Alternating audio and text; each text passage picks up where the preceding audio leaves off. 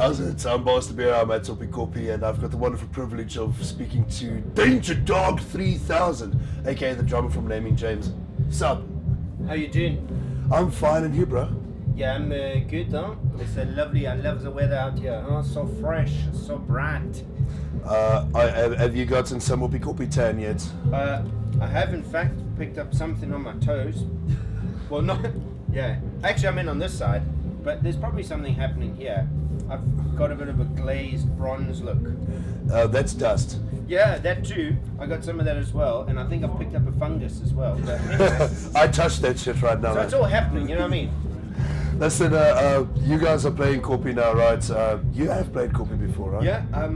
We played 2 years ago at Kopi on the Scallum stage. On the Scallum stage. I was there. And I've played Kopi a couple of times with other various projects, but yeah, we're up today 3 o'clock at the top. So that was this Danger Dog 2989. Well, it used to be Danger Dog. Then it started off as Baron von Danger. Then it became Danger Dog. Then for some reason I had amassed the number 3000. I don't know where that came from, and now it's like Baron von Danger Dog 3000 Ultra Whip Trash Megasaurus Dropolopolis. You know what I mean? Thank you for not making me introduce you as that. Yeah, you're lucky. I pay money for that. You lost me at Baron. So yeah, so amped to be here, and yeah, it's wicked, man. Can I tell me, I mean, look, Naming James, there's the double facade that's happening in the sense of you occasionally see Jamie performing solo. Yeah. But that's not Naming James, but it is, but it's not, and then it's the full band, and then you've got people play. How does it actually work? I mean, do you see yourself more as a full band, or are you Jamie in sessions, or what we start off by doing is we hire a psychologist.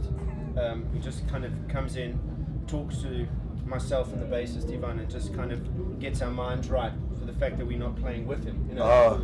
And once we get over that hill, then it's okay. Then we're all friends.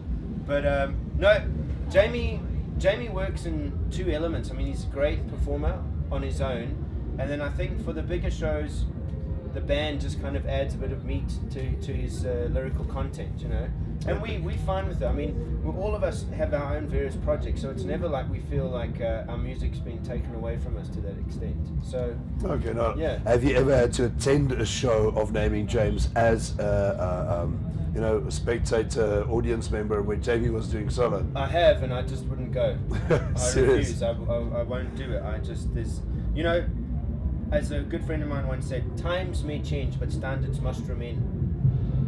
Times waste. Yeah, I didn't get it either, but it sounded good at the time. That sounds like the type of thing that a drunken person would say at 3 a.m. at Opikopi to you, and you would say, that's 145. 145. 145. Oh, yeah. from there it just gets slurrier. And then, yeah, from there you don't even speak. You know? It's more just like a stare.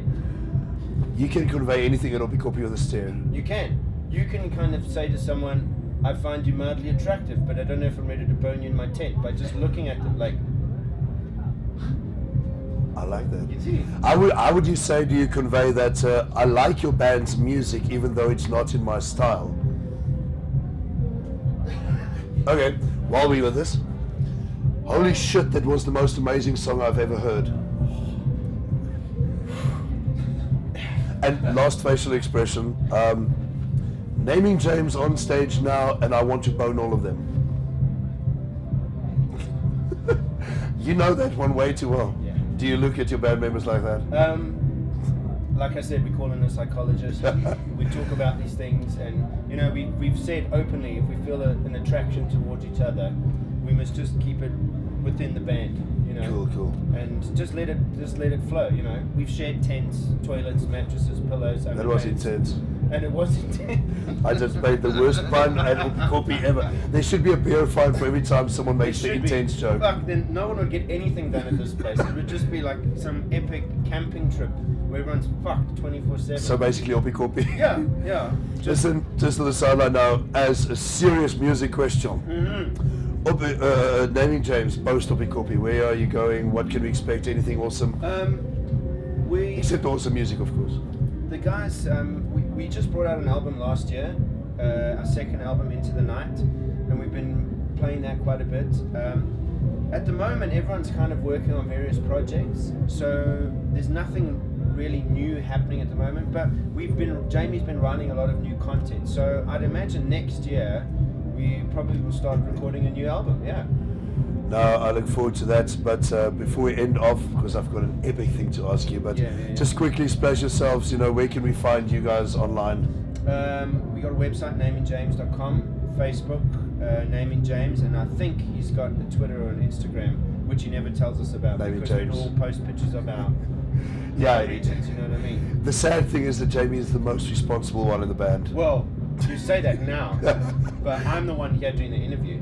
That's a good point. Yeah.